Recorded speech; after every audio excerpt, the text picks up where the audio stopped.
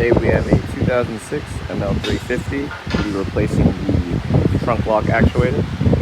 Ignore all this, sorry, I'm doing some other stuff, but thought I'd make a simple video for you guys. So let's get to the back and I'll show you all how to open the trunk and when you can't open it. Okay, so crawling in the back right now, I went ahead and folded the seat down. If you have one, you know how to do it.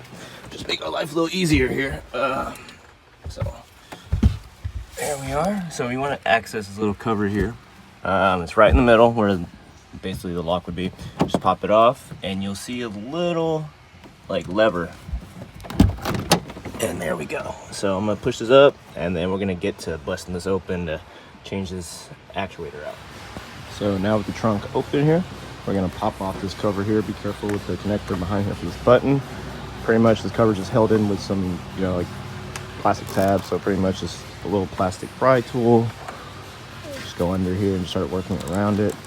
I might need both my hands so I can, you know, get in there, but for the most part, just go around, pop it out, and it'll expose everything. Just be careful with the button.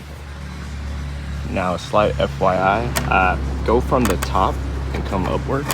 Just because, let me go from this end here. Should have mentioned this before I turned off the video.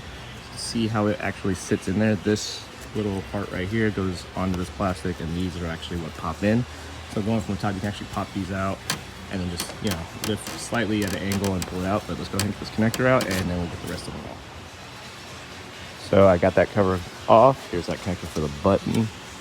So far this is the actuator here. It's held in with 3 T30s. I'm gonna see if I can just remove it from here instead of having to remove anything else. I'm pretty sure it's simple for the fact that this thing is only connected by 2 things to the vehicle. The cable right here, which is this red part, and the connector. My new actuator is right here. You'll see the connector and the cable. So what I'm hoping to do is that we can just kind of slide it through here, which probably can't do, but it's worth a try before we start moving more stuff. So I'll move these T30s and hopefully I can slide this out at an angle and we can reach inside and see if we can get the cable. The other connectors on this side here, as you can see it behind this wire, this harness here goes to it. So, oh, actually no, this one does not, but it's right there. So just be careful with that one coming out. So let's get these removed, T30, and we'll get to the next one. All right, so rather too large to do that, and the latch is right behind it. Didn't even think about that. So we're gonna pop this out. Let's see if we can just pop it out just enough to where I can, you know, pop it through the hole back there. But more than likely we got to move the whole thing, but we'll give it a shot. So I'm gonna stick my pry tool in here, get these little plastic tabs down, and push it down. All right, guys. So I just popped it enough in order for me to get inside there. Pretty much just pop these off with a pry tool and kind of just reach my hand and just kind of push down a little bit. There's only 2 on each end. Now, if these little plastic tabs get caught, be sure to pop them off first and place them back in before popping in, or else you'll have some nuisances. But as you can see here, my actuator is kind of stuck behind this, or in front of this, and that is held in with rivets. So instead of removing that, we're going to try to just work around it and get to that hole right there directly behind it and just slip it right out. So be sure to be careful with that connector, unplug that, and then the cable connects to that latch that we removed earlier. So once we get this out of the way, we can access that. All right, quick view of how I'm doing this, because I know it'll be asked.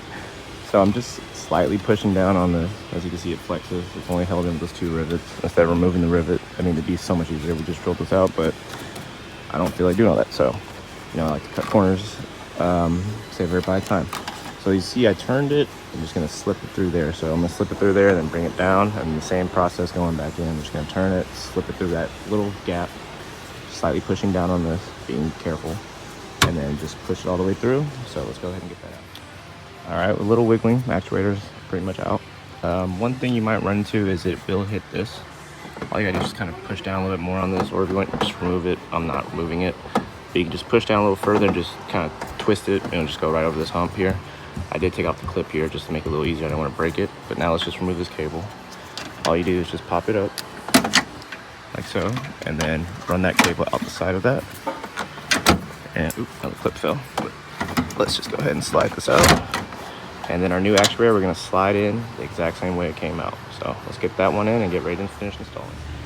Now, before I pop this in again, I went ahead and put the cable on. But a quick FYI with that cable, you will have issues if you do not put it at this end. As you see, it's kind of bent. So this part right here goes downward. So it's gonna sit like that in there versus like this. If you do that, it won't clip in. It took me a second to realize what I was doing. But now we're gonna go ahead and slide it in. So just a quick view before I pop it all in. I'm just gonna slightly push down on this to get it over that little part. And then once I get it through there, like that, I'm gonna push down the lever there and just twist it around. All right, we're almost done. Be sure to plug it in. Also, if you have trouble twisting, it's probably because you're hitting that right here. So, yeah, I hit that for a second, was like, what's going on? Then I realized I just need to go at a better angle to get through this hole. So we're gonna plug it in and then pop it into place and screw it in. All right, guys, so we got it in. Now we just line these a couple of these holes up, and then just kind of pop it all in. So we'll do all that, cover everything back up, and then make sure this works correctly. Really, we should check before we close it, but everything. Okay, guys, everything's now closed up. We're good to go. So thanks for watching. Please like, subscribe. More videos to come.